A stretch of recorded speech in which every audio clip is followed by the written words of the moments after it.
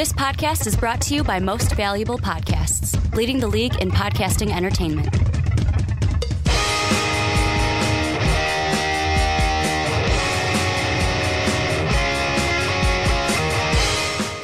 What's up, everybody? Ricky Widmer here, along with the Mark Weber. Dub them ease. And we are back for another edition of the Onside Kick right here on Most Valuable Podcast. And Mark, it's a great day today. You want to know why?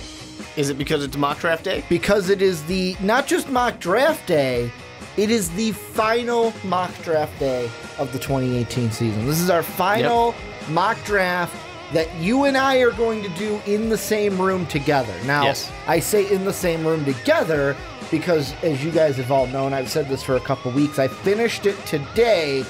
I just have to do my writing for it all week. I have a full 7-round mock draft that I will be releasing next Tuesday in article form. This is the last mock draft for the Onside Kick. So we're going to go through 1 through 32 like we normally do. I really can't wait for this one because I'm confused about some things, especially like we're going to get in the first one. 4 through 8 confuse me to no end. Mm-hmm. But before we get into everything, a little bit of housekeeping here at the beginning. You want to help support us, make sure we can do what we do for you. Make sure to check out patreon.com/mostvaluablepodcast. Going to have Christian on the show next week. How do you become like Christian? You check out patreon.com. That's what you do. Also, if you want the shirt that Mark's wearing, show off the shirt, Mark. I had wore it too, but I had to go and change because I didn't want to wear the same shirt as Mark. Yeah, I went all the way home to change my shirt. You not can check willing to deal with that. You can check out the store link in the description. MostValuablePodcast.com, which I've mentioned already. That's where you can check all of our stuff for MVP. And then last but not least, if you have an Apple Podcast account, you have an iTunes account, go give the Onside Kick a 5-star rating. It would mean the world to us. And Mark, it's mock draft week. Like I've said before, it's mock draft. How do we do it? We split it up into 3 segments. The first one, we're going top 10, 1 through 10. I'm going to let you go first like you always do. Take us through your top 10 picks. All right, starting with the Browns, number 1 overall, Sam Darnold, quarterback out of USC. Then we're going to go to the Giants, going with Saquon Barkley, the running back out of Penn State. You know, some people are saying that their love of Barkley is a smokescreen. I'm not quite buying it. I think they actually like him. Josh Rosen going to the Jets, quarterback UCLA. Minkah Fitzpatrick to the Browns, again, at 4. Defensive back, Alabama. Quentin Nelson going to the Broncos at 5. We have Bradley Chubb going to the Colts at 6. Denzel Ward, cornerback out of The Ohio State University, going to the Bucs at 7.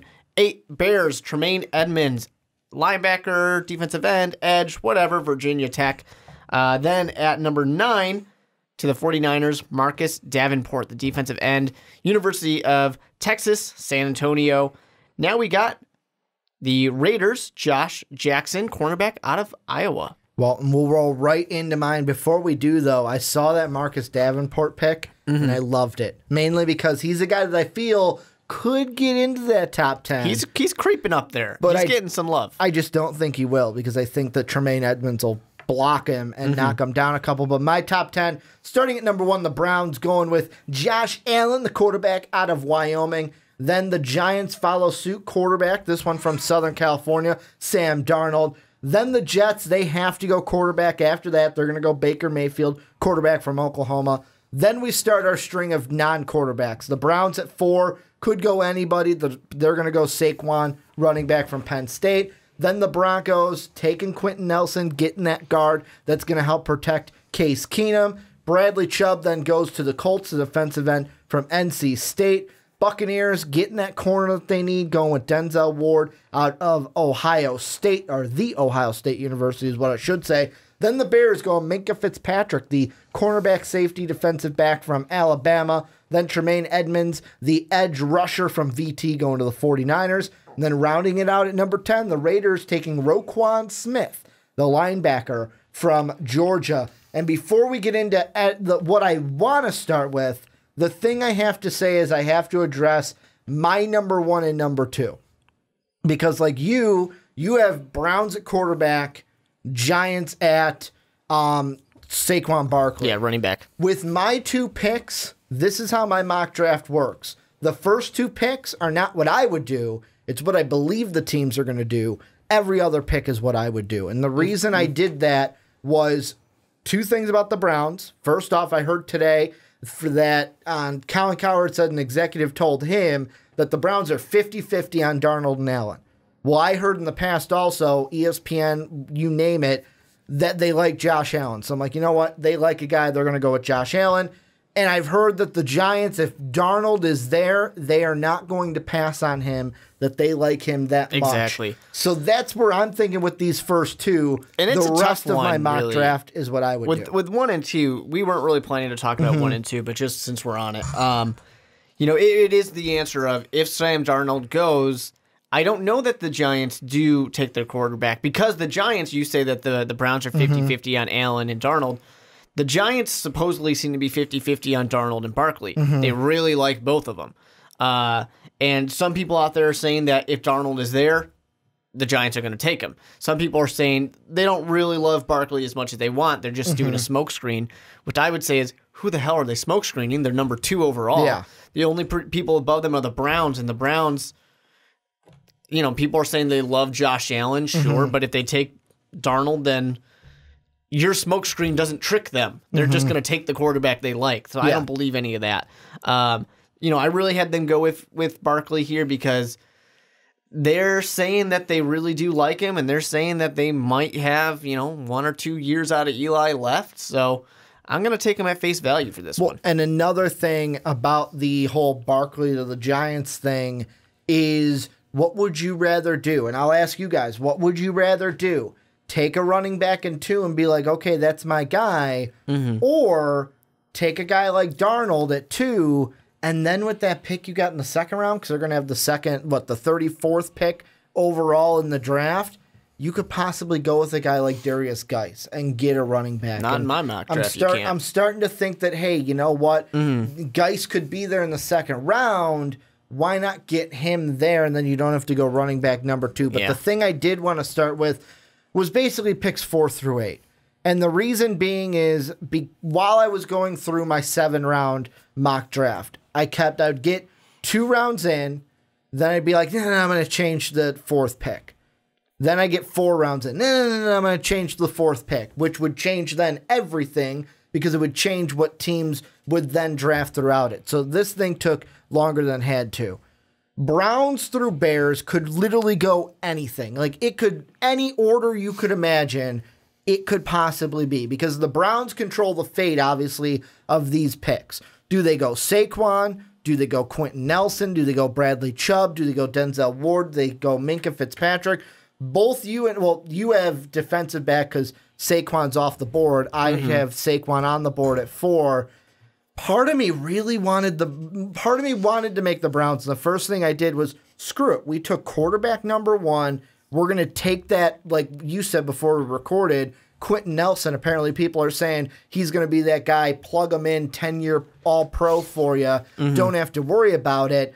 What should the Browns do at 4, and how do you think that's going to affect 5, 6, 7, and 8? And number 4 is really where it starts to get chaotic, sure. But potentially, actually, the Giants could throw a wrench into it if they do what I do. If they go with Saquon. Or if they trade. That throws some things off. Yeah, if they trade, you assume it's because of a quarterback. Yeah. But if it doesn't go quarterback, which is what most people are kind of expecting, I think it was just...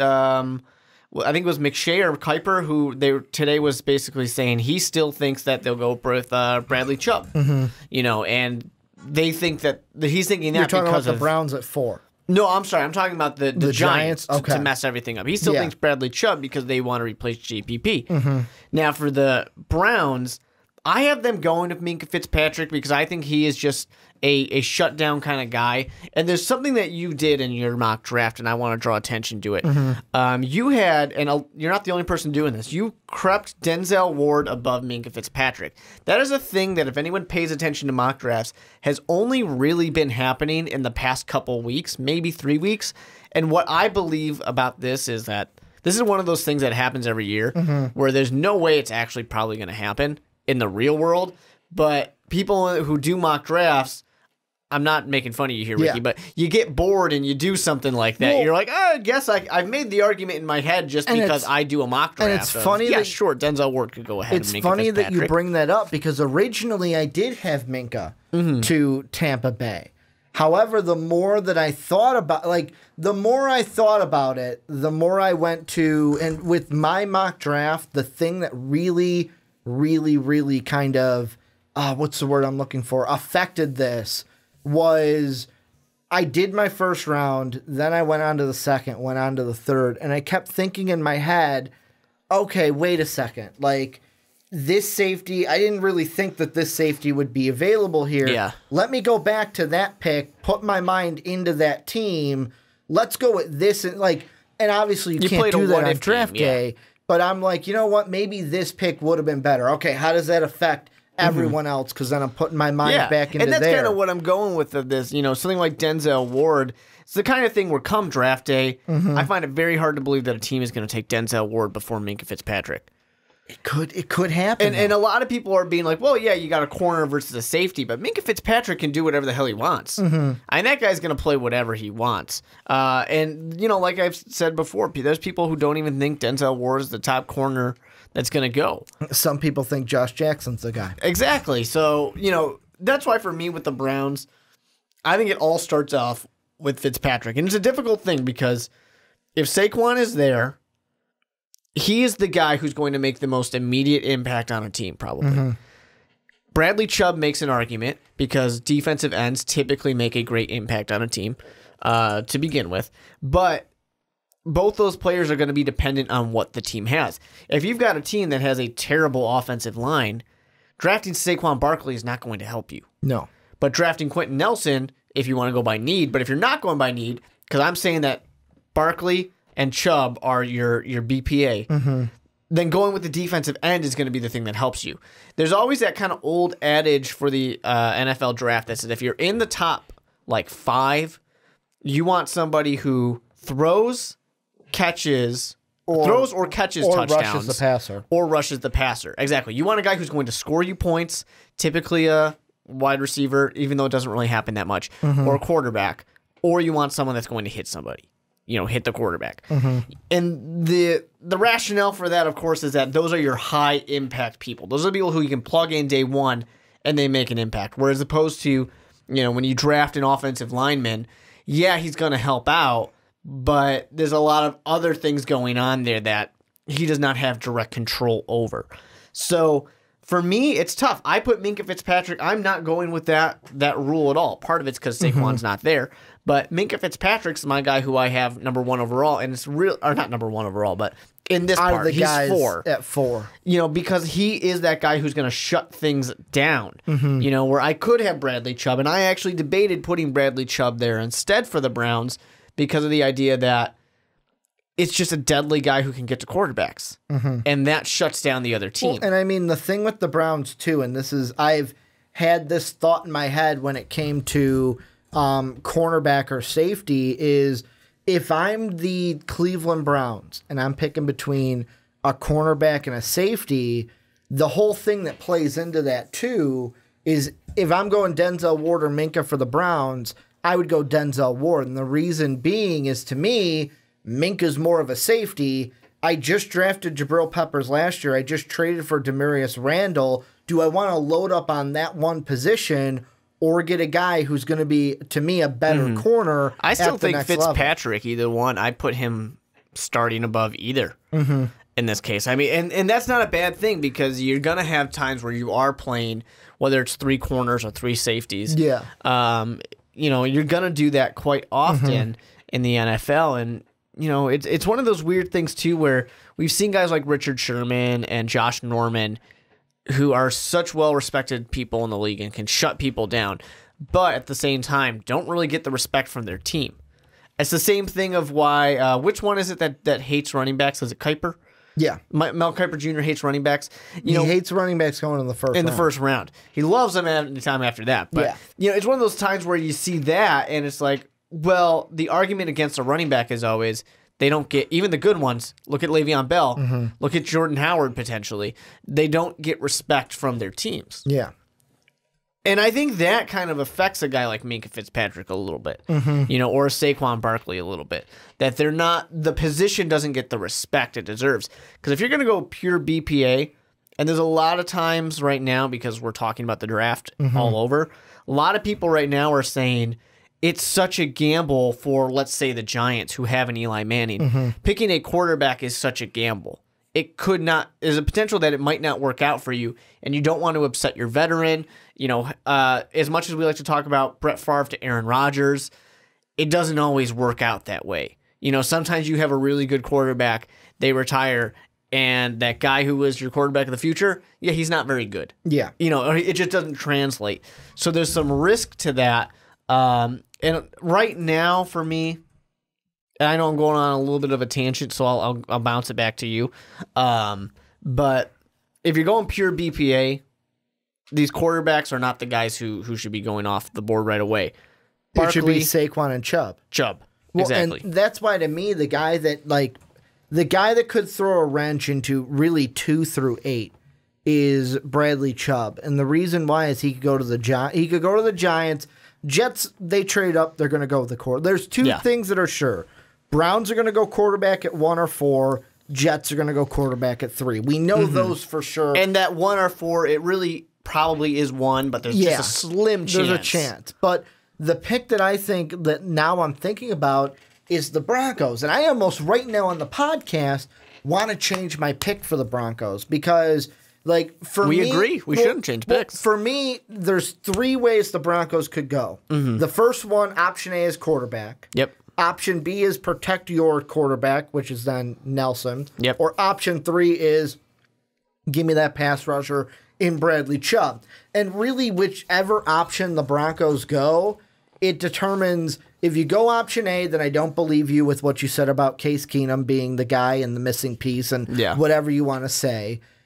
To me, it comes down Nelson or Chubb. And Chubb's the BPA. Don't get me wrong. I know what we said about Nelson. Oh, plug him in. He's going to be a 10-year All-Pro.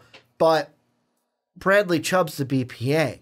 And the Broncos could use a pass rusher at the defensive end. They got Derek Wolfe, and then they've got Adam, I'm going to say this wrong, Gotzik on the outside. I would take Bradley Chubb over any of those guys. However, you got to protect that quarterback. Yeah. And when you got a guy like Nelson there, can you pass on him? Because no other guard in this draft is going to give you what Nelson brings. And for me, that's really what it, because, this is a rare situation where we agree on 5 and 6 and 7, actually. Well, the Colts could trade back. Yeah. I'm with our guy, Team Shane O'Mac, for the team trade down. Yeah.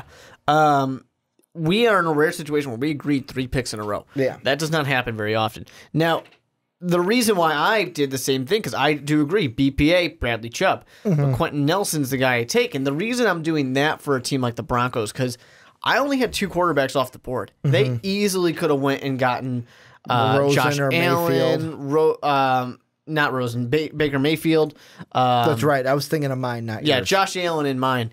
They easily could have done one of those things. And apparently Lamar John Jackson. Elway likes Josh Allen. Yeah, you could do it, but I don't know why you would that far.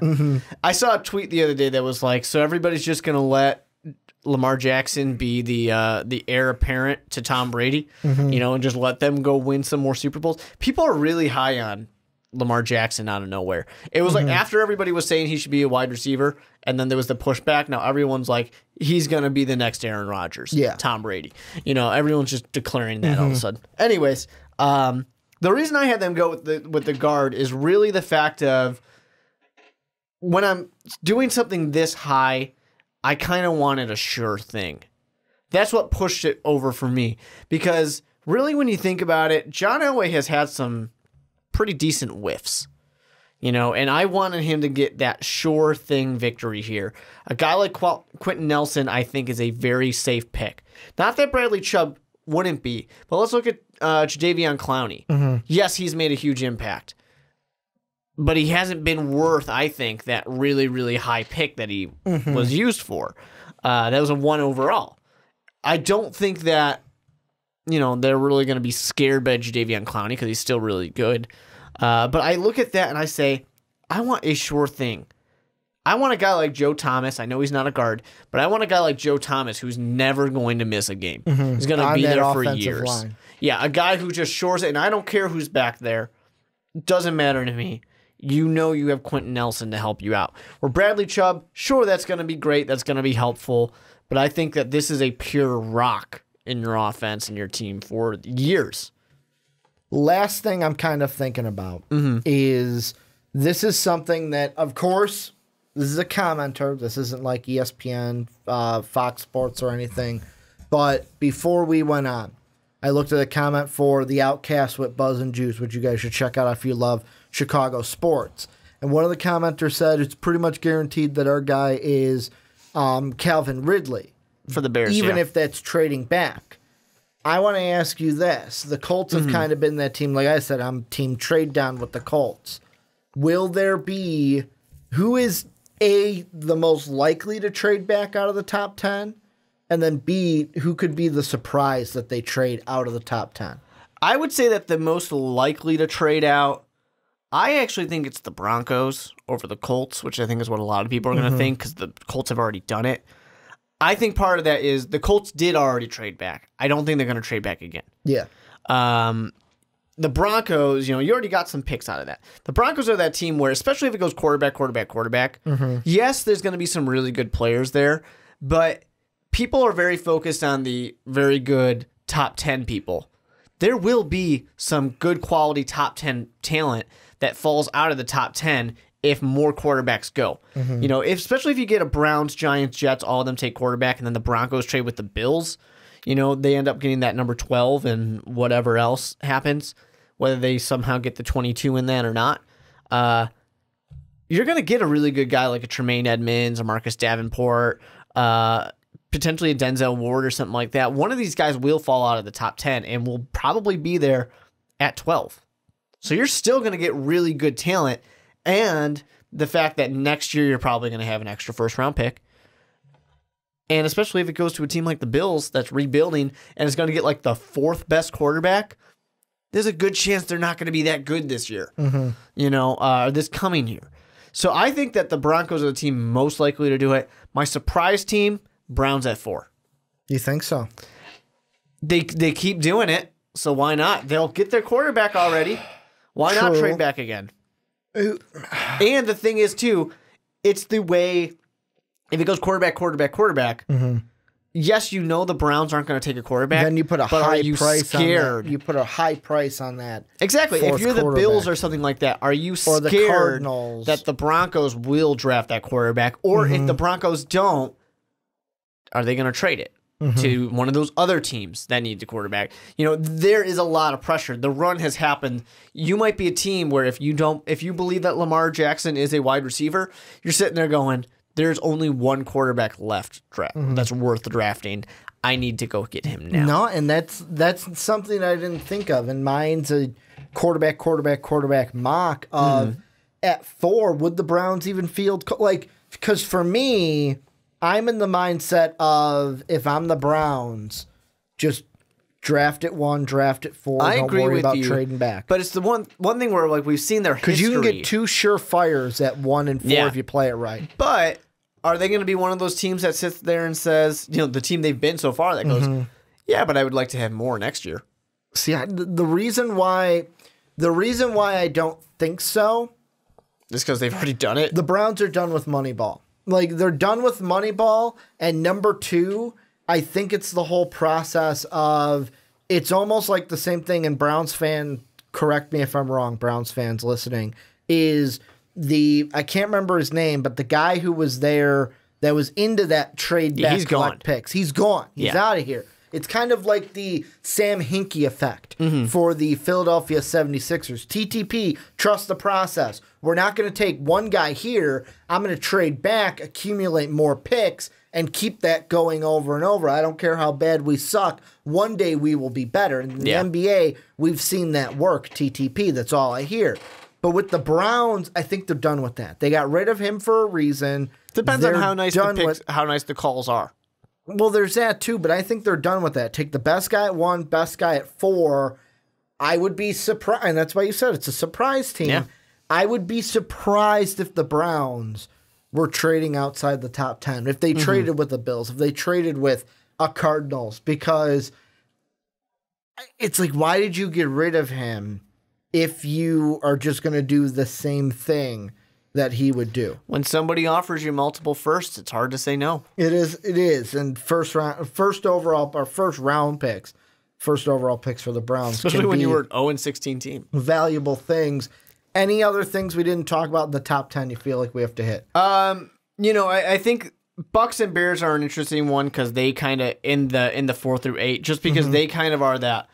And you can even throw the 49ers in there. They're the kind of what's left over after the aftermath. If it's 2 quarterbacks, 3 quarterbacks, 4 quarterbacks, one of these teams might surprisingly get a Bradley Chubb. The Bears could trade up. Ryan Pace did it last year. He did it the year before that, too. He likes to trade up. What if Ryan Pace likes someone at 6 or 5 that's not a quarterback? Is he going to trade up to go get him? He might. I mean, it's like a Bradley Chubb, it's what he does. Saquon Barkley. He is the kind of person that uses that aggressive, I see my guy, I'm going to go get him mentality in the first round. Then he does whatever, but we'll see. But like the one thing I've seen criticizing Ryan Pace today is you'll do that, but you won't go ahead and tender Cam Meredith so we can get a second rounder out of it. Chicago Bears fan. Here's the thing about being a fan in Chicago. We do this every year. All I've heard today is, why didn't he tender the him Chicago so Bears fans? Pick? I mean, I agree. Would it be nice to have a second round pick? Sure, but they obviously didn't think he was worth that. Now, here's the thing. Because what if the Saints go... and the Saints might not have done it. Yeah, exactly. Also, let's be honest. Didn't Ryan Pace come from the Saints organization before the Bears? Come on. You're telling me that the Saints didn't call him and say, hey, do us a favor. We're going to offer him. Don't tender him. Don't tender him for us. I doubt it. But here's the thing in Chicago. And we're not the only team that does this, the only fan base that does it. But every year... It's not even overreacting. Well, it is, but it's not just that. Every year, they pick a darling. Last year was Tanner Gentry. It was Dane Stanzenbacher of 6-7 years ago. Yeah, Dave's darling. You pick somebody who's not that great, but is okay or hero. Good. It's a hero. Yeah, it's the hometown hero. And that's the thing. The kid's out of ISU, out of Illinois State University. People just love him because he's the hometown kid. So many people I saw were just like, oh, you're getting rid of this homegrown talent. Who cares if he's homegrown? What are we, the Green Bay Packers? It's just one of those things we where hate them. The guy, he is good. He is a good wide receiver. He had a good year. His next year he was injured. He's not worth that much money. People were freaking out about Tanner Gentry, how the Bears didn't keep him. It's like, yeah, but nobody else wanted him either. True. The guy got cut and no one wanted him really. So sometimes you just got to sit there and remember that I'm not in the room. I'm not the GM. You don't know what's going on. I might not know what's happening. And if the only other team that really wanted him was the Saints, all right, only one team was really interested in Cam Meredith. Well, and then we're going to cut this short because the camera has gone off on us. If you guys, first off, Packer fans probably hate me now because I mentioned with us being Viking and Bear fans how we don't like the Packers too much, but we talk about them anyways. Also, if you guys want to tell us what you think about our top 5 picks, let us know what you think down below in the comment section. Let's move on, though, into our 6 through, not 15, I'm thinking big board, our 6 through, it's not even 6, it's 11 through 21. Yeah. I'm thinking, here's what I told Brandon at the Primetime Podcast. I have so many things running through my head. Like I said, NFL for our NBA big board. This week is going to be crazy for me. Had an NBA big board. We're doing an NFL mock draft. Yep. This weekend, I got an NBA mock draft. Then I've got more mock drafts for NFL. I am in full draft mode, and I don't even know what sport I'm talking about half the time. But 11 through 21 is what we're looking at now. Before we get into everything, take us through your picks, starting at the Dolphins at 11. So Dolphins at 11, I'm going to go with Josh Allen, quarterback out of Wyoming. The Bills, Baker Mayfield, quarterback out of Oklahoma. The Redskins, Roquan Smith, linebacker out of Georgia. Then we're going to go with the Packers at 14, Derwin James, the safety, Florida State. Mike McGlinchey to the 15 Cardinals, the offensive tackle out of Notre Dame. Rashaan Evans, inside linebacker, Alabama, going to the Ravens at 16. 17, the Chargers. Brian O'Neill, offensive tackle out of Pitt. 18, the Seahawks going to Orlando Brown, the tackle out of Oklahoma. 19 is the Cowboys with Vita Vea, defensive tackle out of Washington. 20, Darius Geis, running back out of LSU. And then, of course, one of my favorite names to say, 21, the Bengals, Leighton Vander Esch, linebacker, Boise State.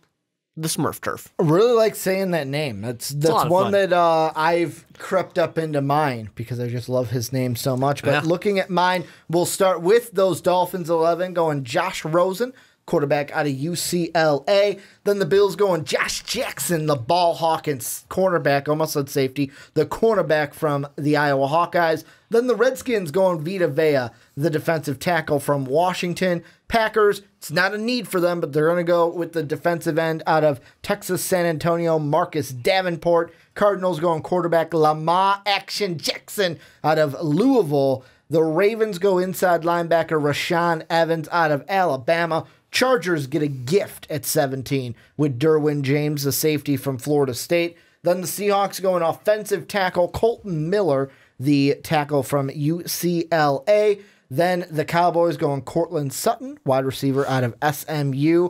Lions going Harold Landry, the edge rusher from Boston College. And then the Bengals at 21 going with Leighton Vander Esch, the linebacker from the Smurf turf with the Broncos. We agree on that one, Mark. Yeah. But I'm going to throw you a curveball here at the beginning of this because we had this is who we're going to talk about, but this is one we didn't say we were going to talk about. Mm-hmm. We talked about him last week, but there was something I heard today while Joel Klatt was on the Herd with Colin Cowherd. They were talking about our boy Josh Rosen. Yeah. And I say our boy because everybody's least favorite quarterback, evidently. Because we just talked about him last week, and my offer is still out there to Josh Rosen. If he wants to come on the show, he's welcome anytime. But the whole thing that Joel Klatt was saying is he called Josh Rosen a walking contradiction. And the main reason, the quote that they showed on the screen during it was about his family's wealth when he said, my family isn't like stupid wealthy, but I'm coming from a place where if football doesn't work out, I don't have to work at McDonald's. Other NFL players had the same opportunity. I just haven't tried to hide it or fool teams into thinking I'm someone I'm not. And two of the things that Joel Klatt harped on was the first one, he kind of made comments to where it's like, oh, well, I'm all about the team, but then was like, made it seem like he was individual. So it's like, you're contradicting yourself. And the big one that he said was the way he said something in the past, like with the Trump hat and using the F word. He's like, oh, well, you know, I shouldn't have done that, shouldn't have spoke like that. But then seconds later, moments later in the same interview, use the F word. So he's like, you're kind of contradicting yourself here. Yeah. What are your thoughts on this? The newest thing in Josh Rosen. This is not actually what I thought you were going to bring up about Josh Rosen. No, because the thing that he also said was, it was some article that they were talking about. Joel Klatt said this was the worst interview for Josh Rosen to do, not because it gives you any new insight on Josh Rosen. It just makes you, if you watch the interview and liked it, all right, you like Josh Rosen. If you watched the interview and hated it, all right, you hate Josh Rosen. It just cements that divide. I feel like there was, and I don't remember who it was. I tried to look it up really quickly, but I didn't see. Because there was somebody out there or some interview, somebody said something along the lines of Josh Rosen doesn't love the game of football. Yes. And I've heard that before. He's come out and he said just very recently that, you know, his quote was, I don't love the game, really. Blah, blah, blah. If I didn't love the game, I wouldn't be out here getting my ass kicked. You know, which I like that. That is a very real response. My thing about Josh Rosen is I feel like a lot of times he's trying to be what he thinks he should. And I think it's an unfair thing. It's the one with ESPN, the one that came out yesterday. The one that was like, Josh Rosen takes on the NFL and his critics. Right. You know, I feel it's kind of unfair with Josh Rosen. You know, when it comes to Josh Allen, what are people talking about? Oh, he's got a cannon arm. When it comes to Darnold, what are people talking about? Honestly, really nothing. When it comes to Baker Mayfield, it was, yeah, he's gotten criticized, but he's got a chip on his shoulder. When it comes to Josh Rosen, it basically comes down to this. Fuck that rich kid. You know, like, that's really all it is. Well, and I found what it was. I found the thing that was the big contradiction was like, the first question was, ESPN, the magazine, said, soon you'll be an NFL quarterback. How does that sound? And Josh Rosen goes, it's a dream. Always has been. It's a loaded term. NFL quarterback, face of a franchise. What does it mean? And it kind of like early on, he's like, well, it's about the team. But then later on, I want to win X amount of Super Bowls. So it's like, are you for the team? Are you an individual guy? Yeah. And there was one of those things, because too. You're saying two different things. Where I forgot what prompted it, where he basically was talking about how, he's saying he's going to be better than Aaron Rodgers. He's going to be better than Tom Brady. Yeah, he's going to have 6 or 7 titles. Yeah. And a lot of that is because people are really kind of forcing him to do these things, because no matter what he says, he keeps losing. That's what it comes down to. No matter what he does or what he says, people find the criticism. It's right here. They asked, who's the best quarterback in the draft? And he says, I'm the best QB in the draft. A lot of guys are flashier, but I think I'm the most efficient, methodical, consistent quarterback in the draft. Rodgers has some flair, but if you watch Brady, Peyton Manning, Drew Brees, there's nothing that's explosive and Johnny Manziel-like. It's just quarterbacking. Yeah. I just feel like, here's my thing with Josh Rosen, and I feel like now that Jay Cutler is out of the league, Josh Rosen is destined to be the next Jay Cutler. The guy that no matter what, people hate him.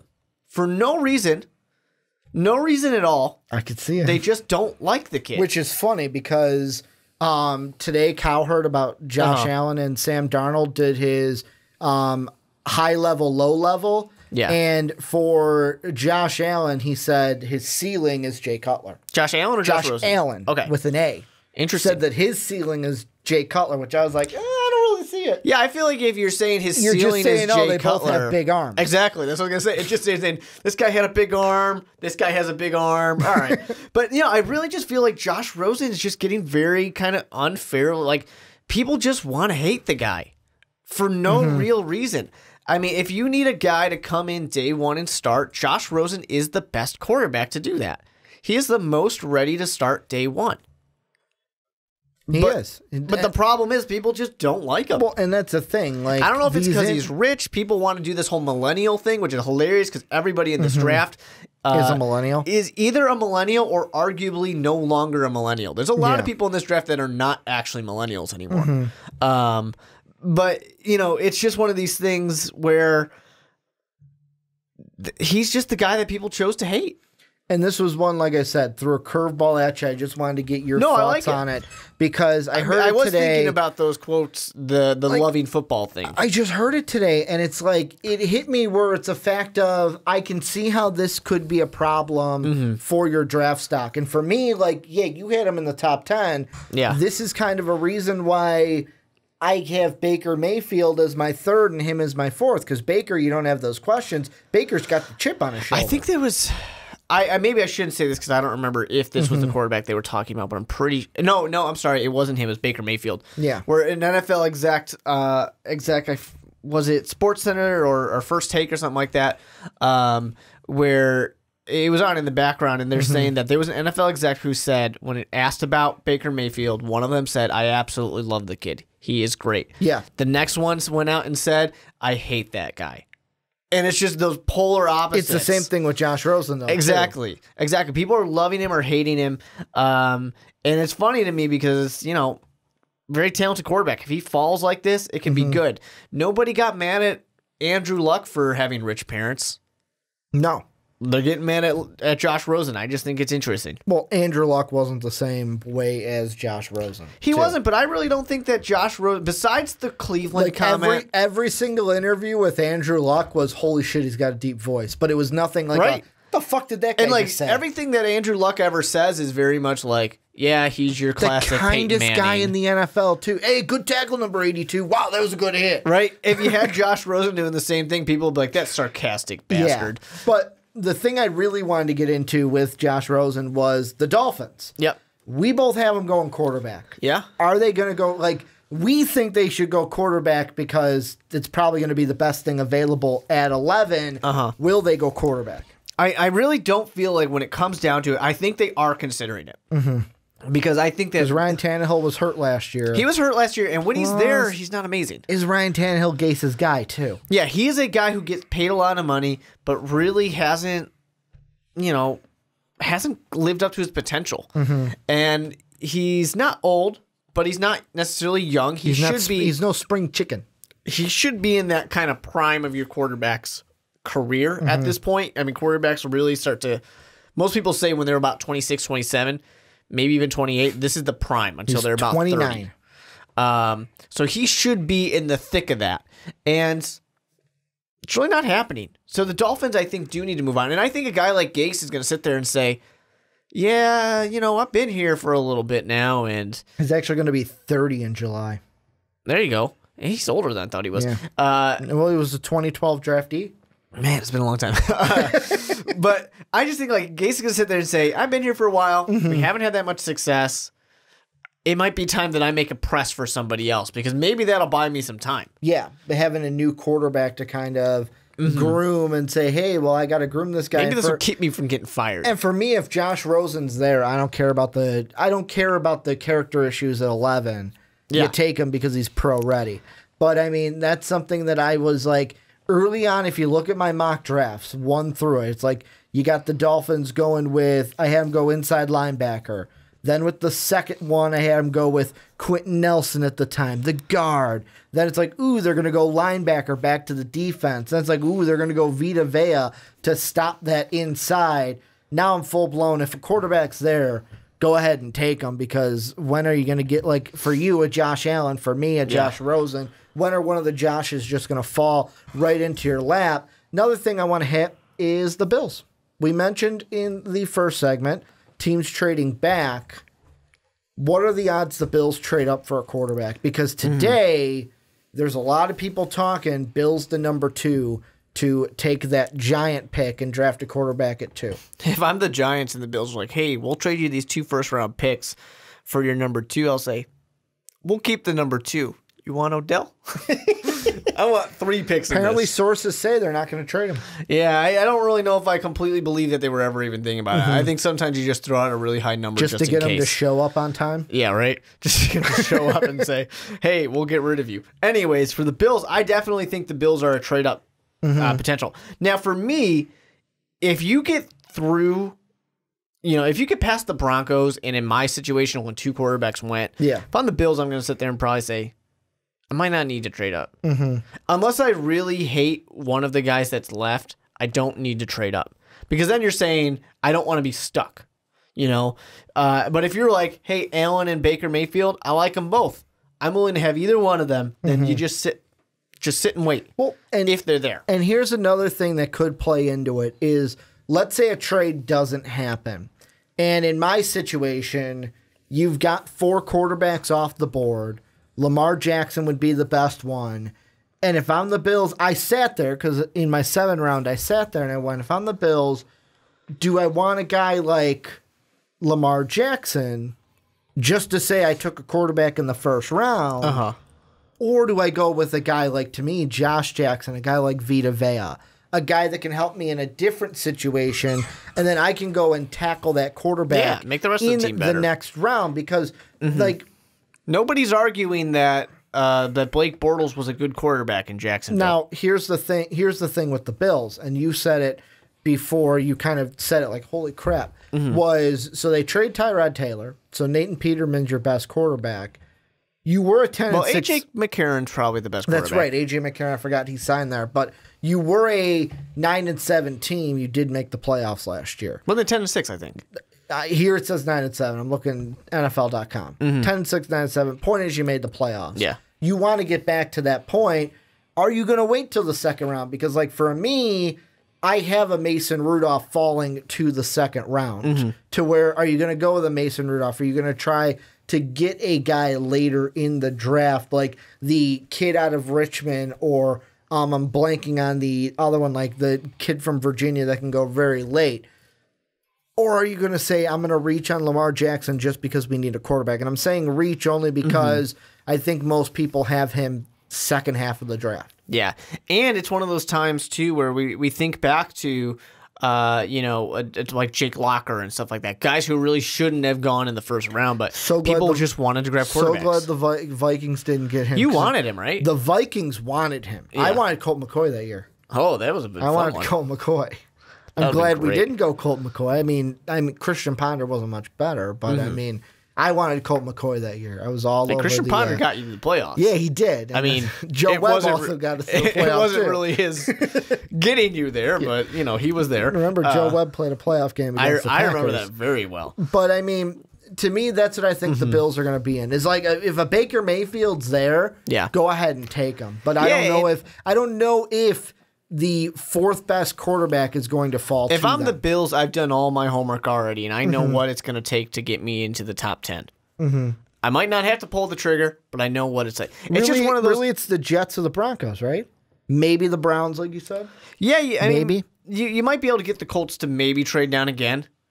I don't really think so, but you might be able to get the Colts to trade down again. True, I forgot Broncos don't have to go quarterback. Yeah, I mean, they probably should, but they don't have to. The Bills are just in this weird situation where it's like, yes, nobody's arguing that Blake Bortles was a great quarterback last year, so you don't need it. You can maybe get by with A.J. McCarron. And I'll be completely honest, in both of our situations, because both of us have the fourth best quarterback available at 8, I know this is talking about last segment, but if a Josh Rosen, a Josh Allen, a Baker Mayfield are there at 8, I'm the Bears. I'm picking up the phone. I'm calling Buffalo. Hey, what are you going to give us? We got Josh Rosen with your name on it. Bears got enough needs that 12 is an okay spot to be in. And that's another one where even a team like the Bears could trade back because it's like, oh, we can get a Josh Jackson there. We can get a Vita Vea there. We can get maybe a Marcus Davenport there for the pass rusher side and maybe get some more later are picks. Probably, one of the linebackers are probably there. Rashaan Evans. So, yeah, I mean, they could definitely do it. The Bills, I think. If Roquan Smith falls. Yeah, I think if I'm understanding what a GM does on a daily basis, they have made calls to these teams just to see. Because that's the thing that to test the waters. Yeah, that's the thing that we don't necessarily, as fans, realize is that... Kind of like Moneyball. Yeah, these guys make phone calls all the time to just see what's going on. You might not even be interested in, let's talk about Odell. You might not actually be interested in Odell, but you'll pick up the phone and say, what would happen if I wanted Odell? Yeah. You might not actually care. You might have zero intention of ever making that trade, but you just want to know. That call could lead to you getting a trade for him. Exactly. Or it might not even be that you want Odell, but it could lead to you getting a trade for something else. Exactly. And you might find out that if this is what they're valuing this guy at, well, maybe this other guy I want, or something like that, or it's just the flip side of maybe you find out some knowledge out of it. And it's like, I know it's a movie, they got to make it entertaining, but it's kind of like Moneyball, where it's like, hey, we'll trade you this and that. Oh, I got to think about it. Puts him on hold. Guy from the Giants. What is he? Yeah, him. Exactly. What's his number? Giants gave me a better offer. Got to sweeten the pot. They do those things. Yeah. It's not as flashy as it was in Moneyball. Even in the draft, like draft day, we never hear about half the trades that are offered. I'm an NFL guy. The draft does not necessarily work how they portrayed it, Mark. Yeah. No, I'm not talking about the movie. I'm saying like on the actual draft day. Yeah, I thought you were going Costner on me for a second. I love that movie. It's not accurate in the slightest bit, but I like that movie. He didn't read the playbook, man. Why didn't anyone go to his birthday party? I'm still wondering why. I mean, really. I mean, he didn't. He lied about the $20 or whatever it was. You're about to be a millionaire and you lie about $20. But anyways, when it comes to actual draft day, there are so many calls that are going out that you never hear about. It's just those behind the scenes things. It'd be so interesting behind the green curtain. Just to get one real draft documentary would be fun. Last guy I want to ask you about, Derwin James. Yeah, he's a tough one. We both got him late. You have him at 14 to the Pack Attack. I got him at 17 to Bolt Up Nation in the LA Chargers. This is a prospect that confuses the hell out of me. Not necessarily what he is on the field, because I know that, but I just don't know where he's going to go. It's difficult because... I don't know. Could go 8 to the Bears, could go all the way to the Chargers. If you're looking at safeties, well, Minkah Fitzpatrick is most likely your first guy. Yeah, he's the top guy. If you're looking at corner... Well, because he's a hybrid, too. Exactly. If you're looking at just defensive backs and you're willing to take a corner...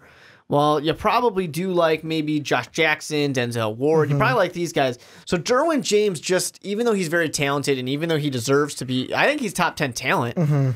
But it's just one of these things where there are so many other people, and it's the same thing with these 4 quarterbacks. If these 4 quarterbacks were not there, Derwin James will probably go in the top 10. Let me put it this way, because I don't think he's going to go in the top 6.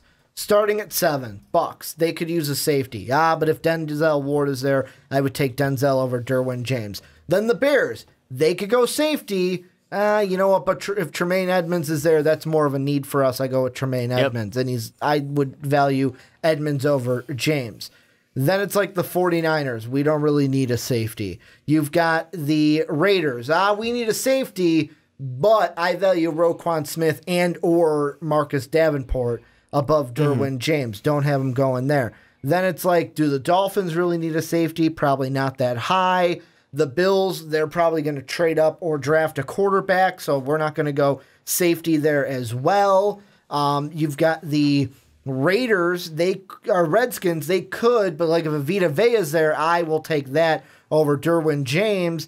Then it's the Packers. They've got so many needs. Where do they go? He could go there. Cardinals probably go quarterback. Ravens probably go inside linebacker or wide receiver. And then the Chargers, although it's not a need, I think the Chargers would be like, we can't let this kid fall anymore and just take him.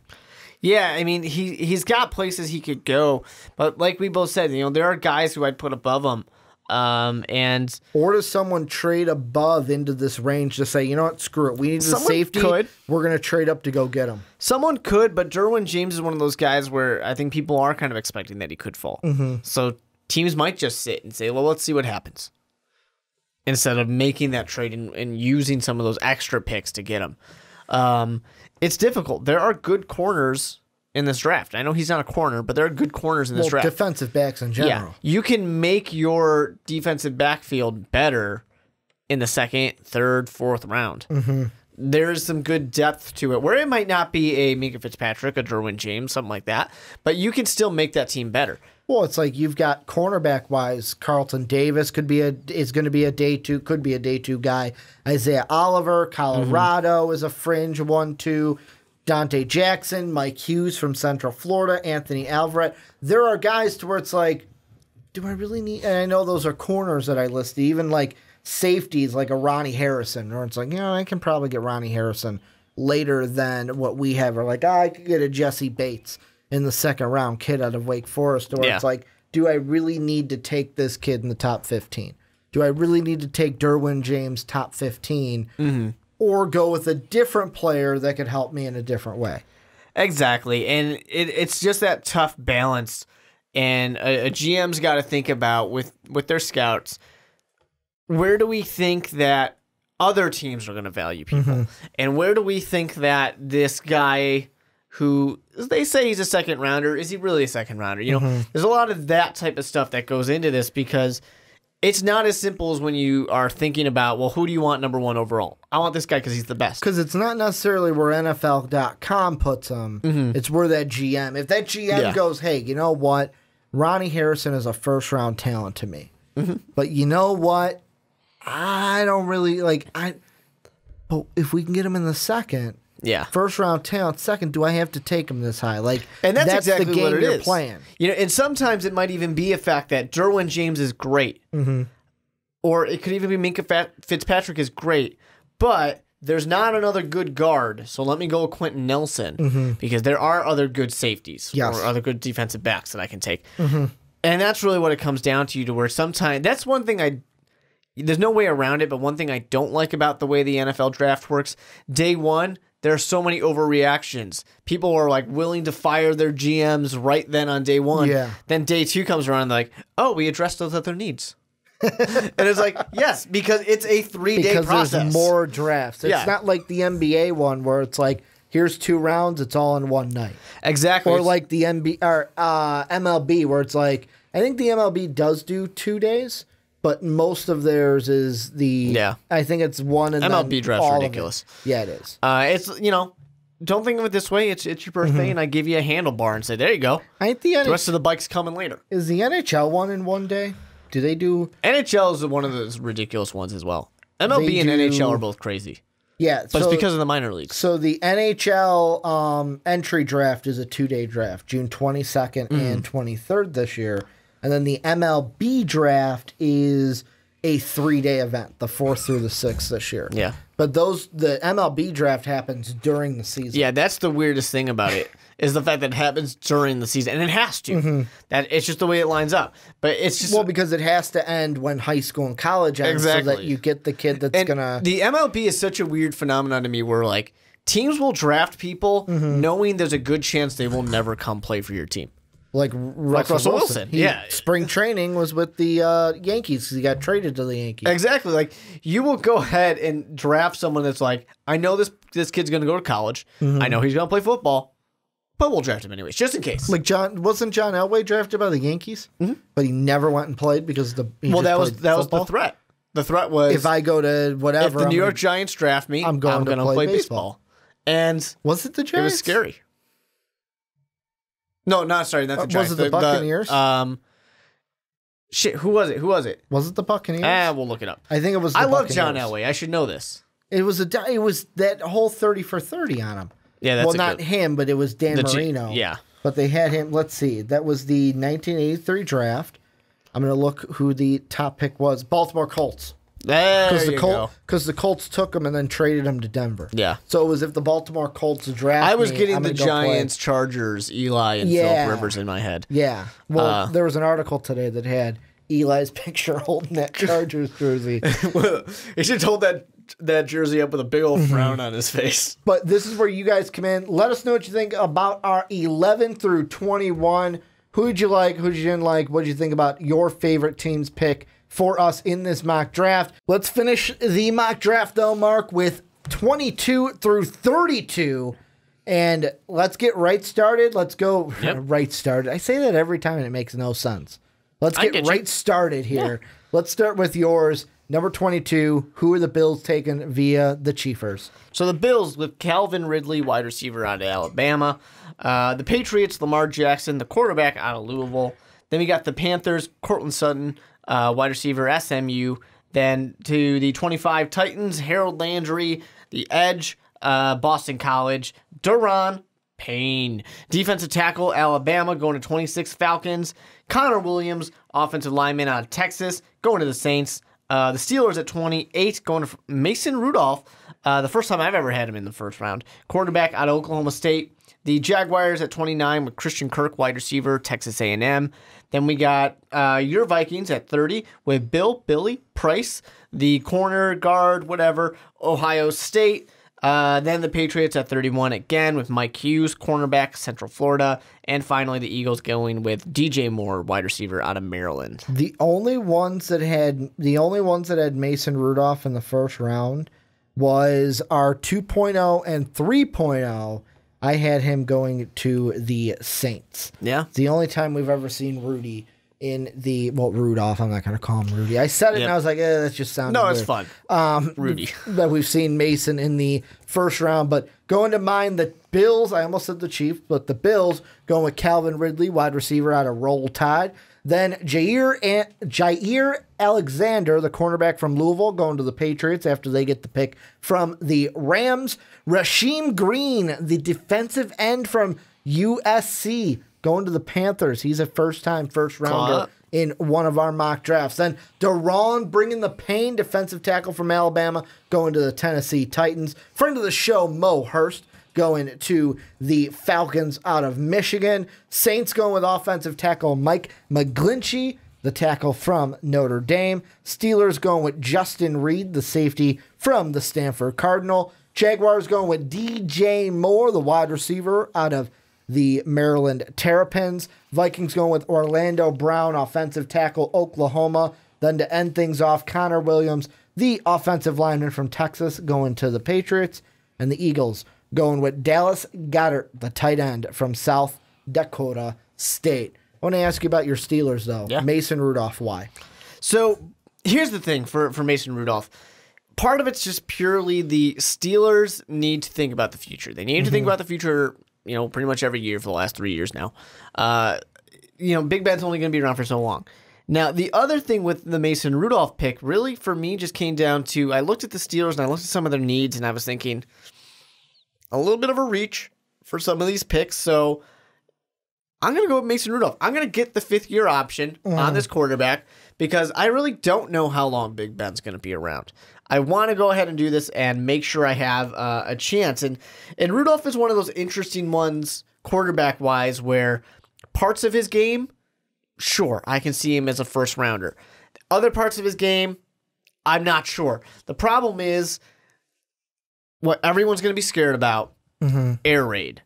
People are scared of air raid quarterbacks, and they kind of should be because all they do is get the ball out fast many, many times.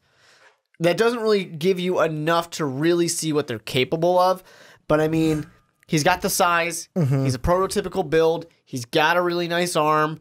He's got a lot of pieces you can work with, and I think the Steelers, they've got enough pieces if they had to use him right now where they could use some of those air raid concepts in the NFL. Today when I came home for lunch from work, I was watching NFL Live, and Todd McShay was talking about Mason Rudolph because he says, I like him as a prospect, but the thing that he said was that he's got to go to the right coaching staff.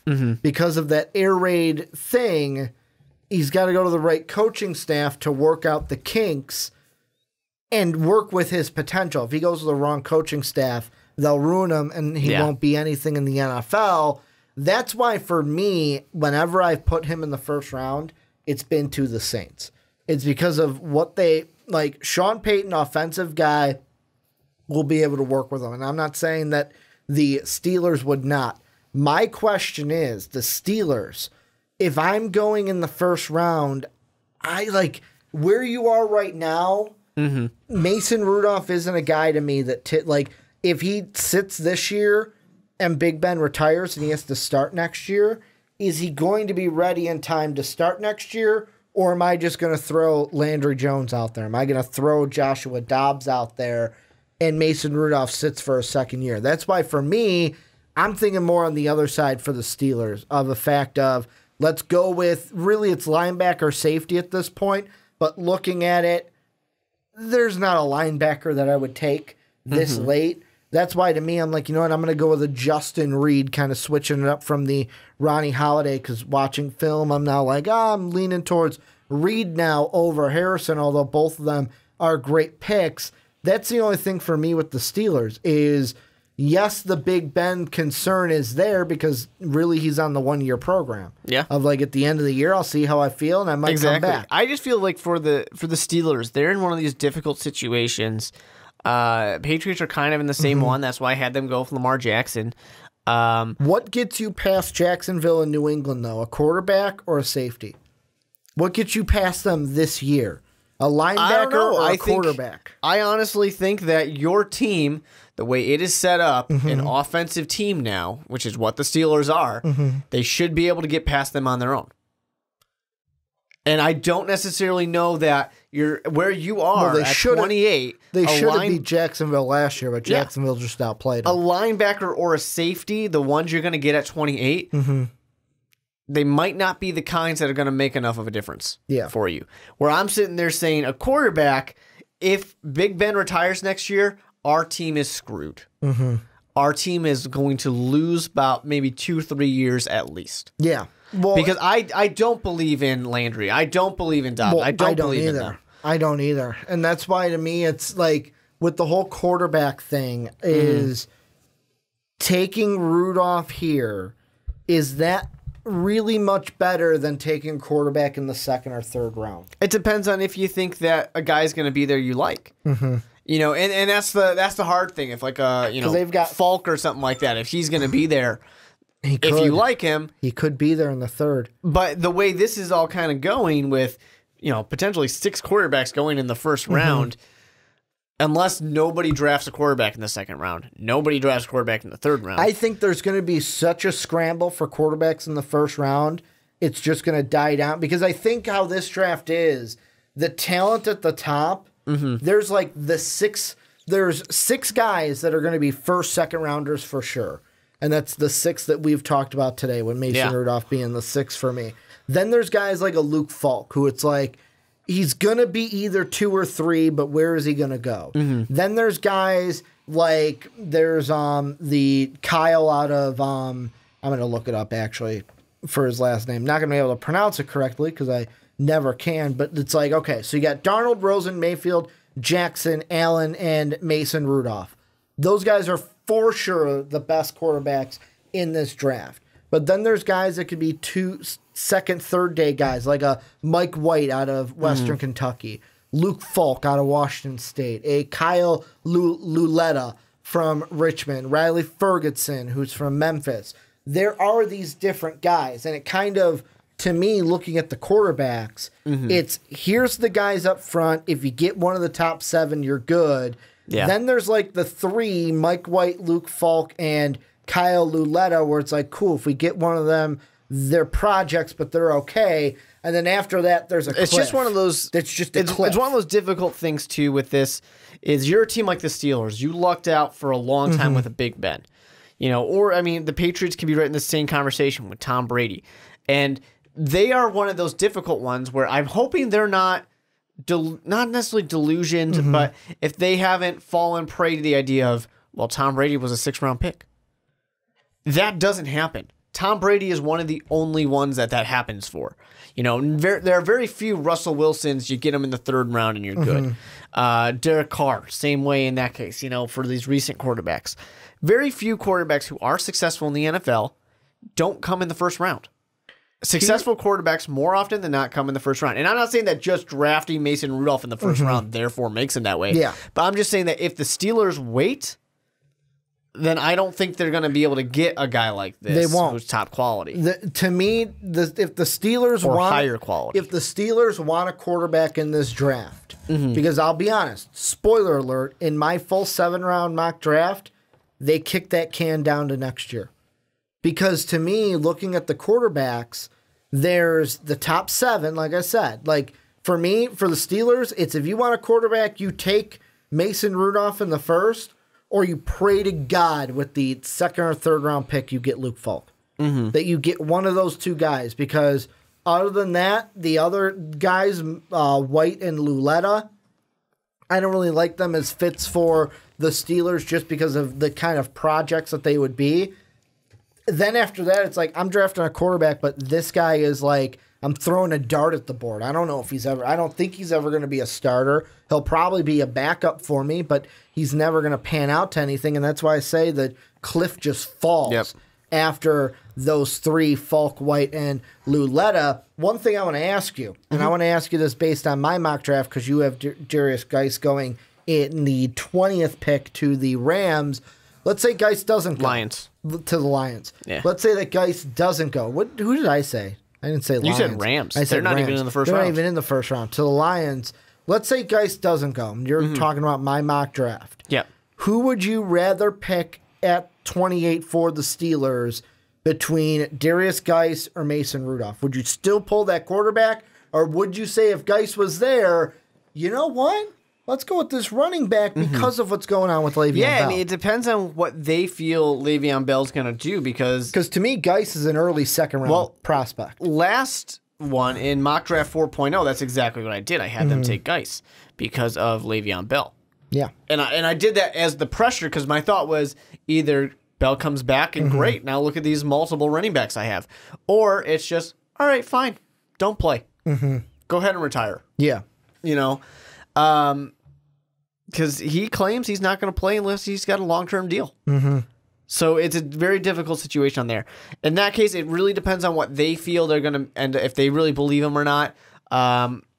I probably would be more inclined to take the running back in that case because you just don't know if Le'Veon Bell, if he is going to play or not. No, and I'd be in the same boat of I would take the running back. Like obviously, I'm going safety over running back, obviously, because that's what I did. But if I'm sitting there and you gave me the choice, quarterback or running back for the Steelers there, if Geis is there, I'm taking him over Mason Rudolph just because that to me is more of a need because of Le'Veon Bell. Big Ben to me, barring injury, is here for at least one more year. Maybe another one. I can kick that can down the road. It's just a scary thing to do because then you're looking at like a 2-14 year or something like that coming up. Then you're at the top and you can get probably one of the best quarterbacks in next year's draft.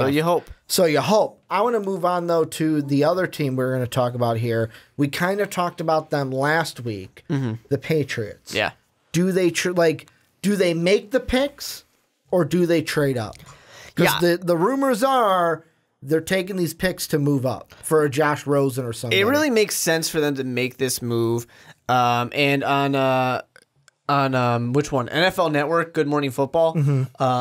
They were talking about the Patriots, and they were.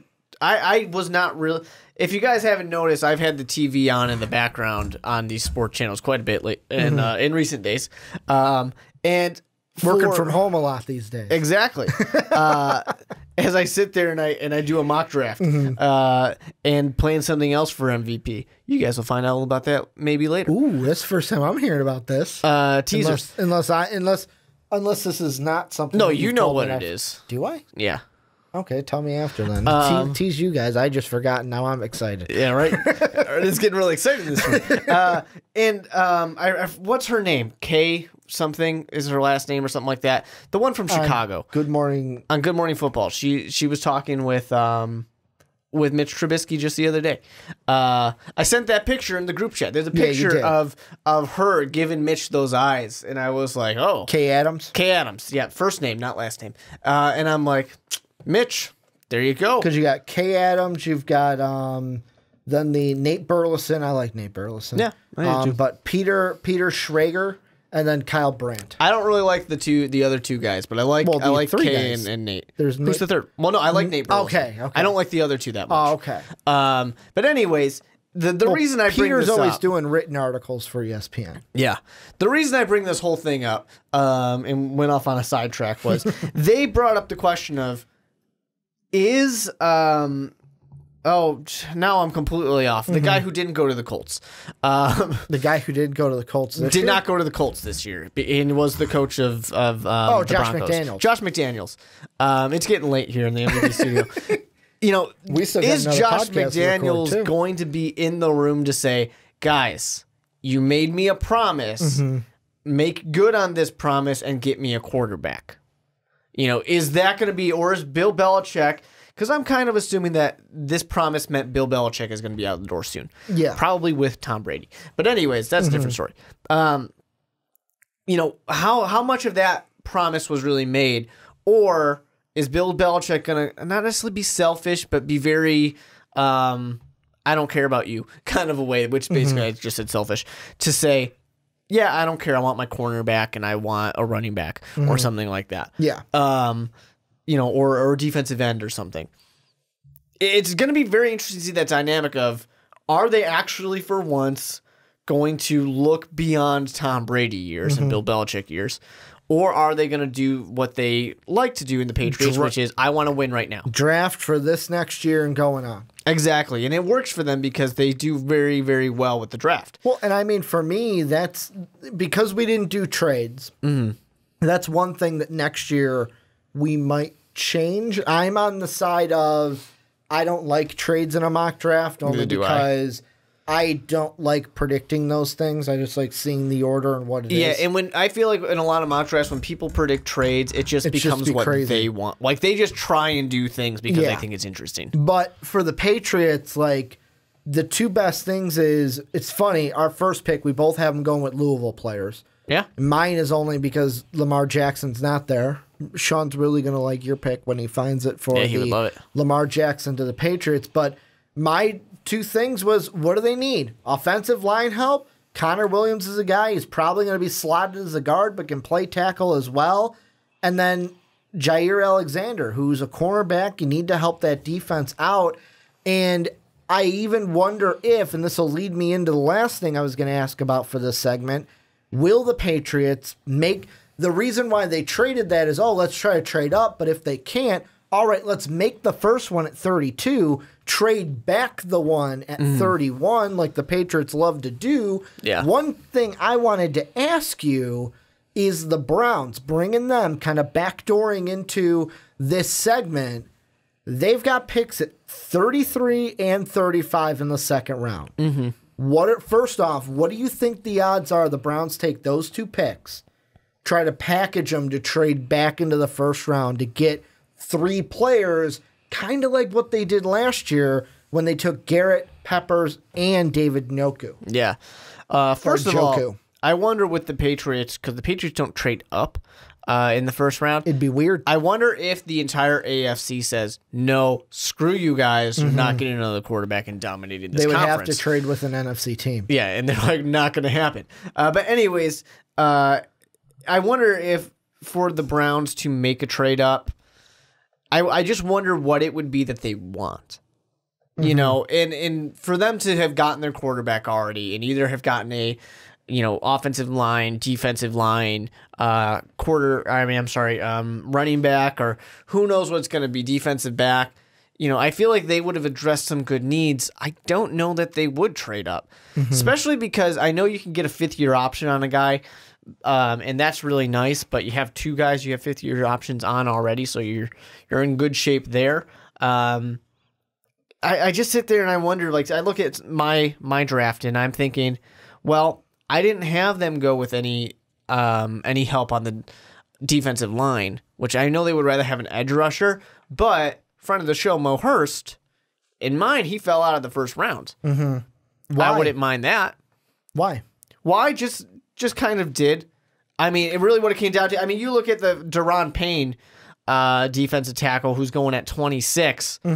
They were just kind of slipping. I mean, I had guys like Geis and Lander Ash come up. Even Calvin Ridley was slipping. I'll be completely honest. We didn't get this way in a mock draft, but in the PTP on a big board, I had Mo Hurst fall out of the top 25 when that heart condition thing came up. Yeah. And then it was, he's medically cleared. Everything's okay. Okay, he's back up into my top 25 of players. Yeah, and I'm not too worried about that necessarily, but I definitely had some new guys come into the first round that pushed some of my staples like Mo Hurst out. Yeah, and that like Darius Geis probably pushed some guys back. Yeah, Geis is in there. Bryce came back in. Brian O'Neill.